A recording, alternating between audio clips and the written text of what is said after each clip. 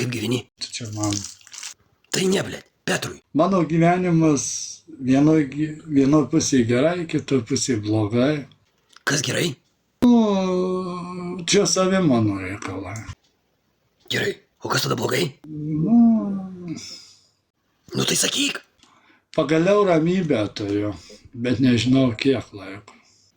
Kaip manai, ilgam? Manau, kad turėsiu visam laiku. Tai liūdna dabar bus. Ką darysi? Teks prieiti prie baisesnių dalykų. Tai aš nesuprantu. Tu pasako, kas atsitiko? Vyras atrodė normalus, su motociklu atvažiavo. Šnekam, teleskopiniai lazdai išlindo iš rankovės. Ir ką tu jam padarėjai?